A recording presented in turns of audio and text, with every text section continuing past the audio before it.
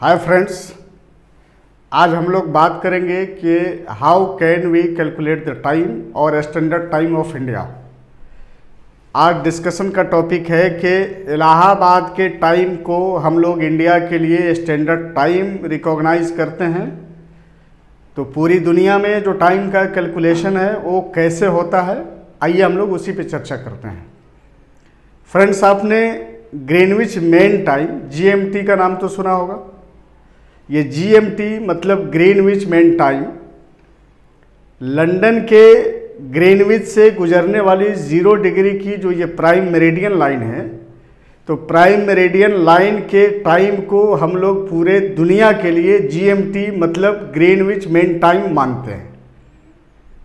उसके eastern hemisphere में 180 degree eastern meridian तक और फिर 180 डिग्री वेस्टर्न मेरिडियन तक जब हम जाते हैं, तो ये चूँकि पूरी पृथ्वी गोल है, तो 180 डिग्री ईस्टर्न मेरिडियन हुआ और 180 डिग्री वेस्टर्न मेरिडियन हुआ।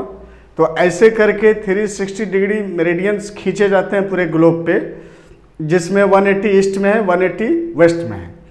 और ये GMT मतलब 0 डिग्री की जो प्राइम मेरिडियन लाइन है वो लंदन के ग्रीनविच से गुजरती है। तो इसके टाइम को हम लोग पूरी दुनिया के लिए कैलकुलेशन का एक सेंटर मानते हैं। वहीं से ईस्ट मेरिडियन में और वेस्ट में टाइम का कैलकुलेशन करते हैं।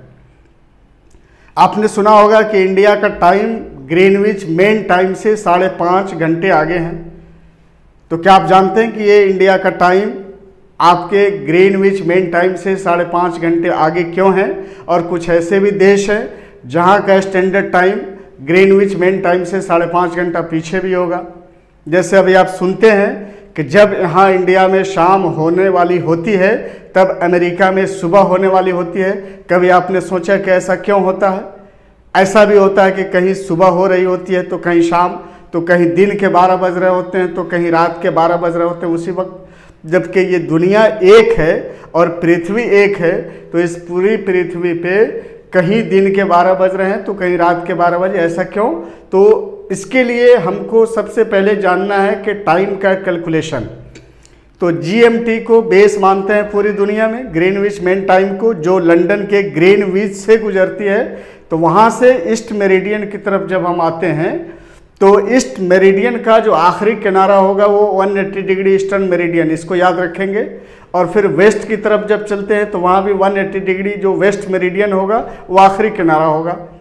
तो 0 डिग्री के प्राइम मेरिडियन से जैसे ही ईस्ट की तरफ हम बढ़ते हैं तो हर एक 1 डिग्री पर 4 मिनट टाइम प्लस करता चला जाता है।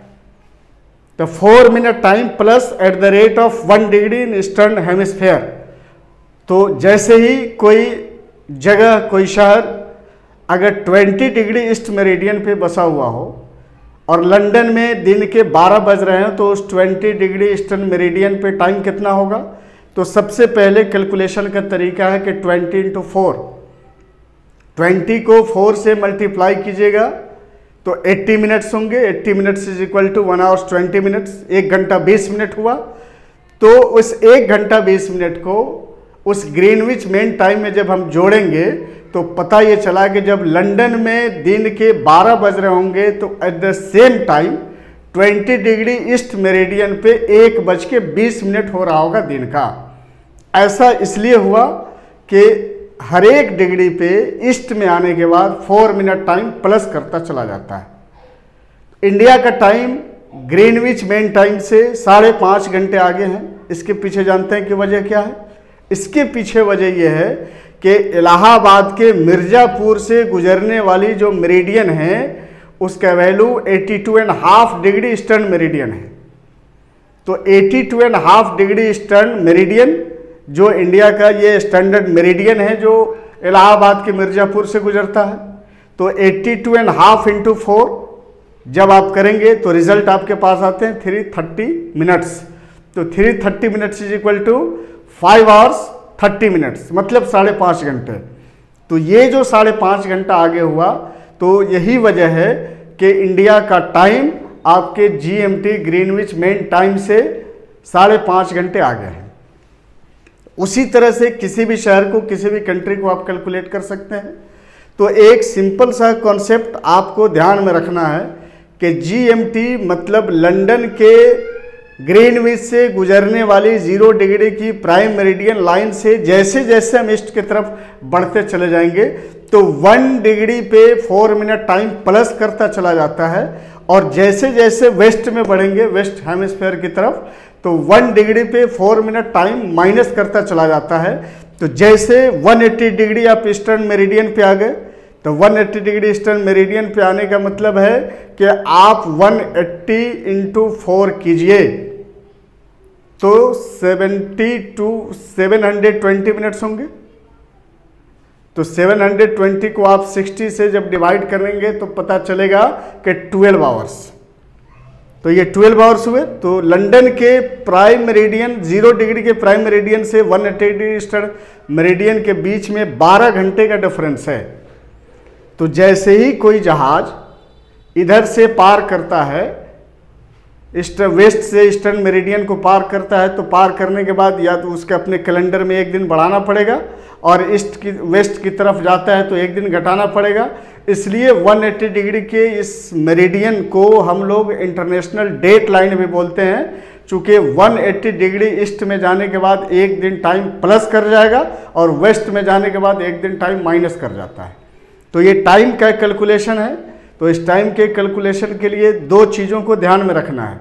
जीएमटी को हम बेस मानते हैं, तो जीएमटी से ईस्ट में जाने के बाद पर डिग्री पे 4 मिनट टाइम प्लस करेगा, वेस्ट में जाने के बाद हर एक डिग्री पे 4 मिनट माइनस करेगा। 180 डिग्री की जो ये लाइन होगी मेरिडियन की, ये इंटरनेशनल डेट लाइन होगी। चूँकि 180 को पार करने के बाद या तो डेट एक दिन आगे निकल जाता है या एक दिन पीछे, इसलिए इंटरनेशनल डेट लाइन काउंट होते हैं। इंडिया का टाइम जीएमटी से 5.5 घंटे इसलिए आगे हैं कि ये इंडिया 82.5 डिग्री ईस्टर्न मेरिडियन पे बसा हुआ है। तो 82.5 को 4 से मल्टीप्लाई करने के बाद फिर 60 मिनट्स होते हैं, मतलब 5 घंटे 30 मिनट, और ये 5 घंटे 30 मिनट ही आपके जीएमटी से आगे हैं। इसलिए इंडिया का स्टैंडर्ड टाइम इलाहाबाद के टाइम को ही हमने माना, पूरी दुनिया एक्सेप्ट करती है। तो ऐसे हम लोग टाइम का कैलकुलेशन करते हैं। अगले दिनों में हम लोग बात करेंगे टाइम जोन्स पे कि पूरे वर्ल्ड को कितने टाइम जोन्स में बांटा गया है। अगर मेरा ये इन्फॉर्मेशन आपको सही लगे तो आप इस वीडियो को लाइक करें, शेयर करें। Thanks and have a nice day.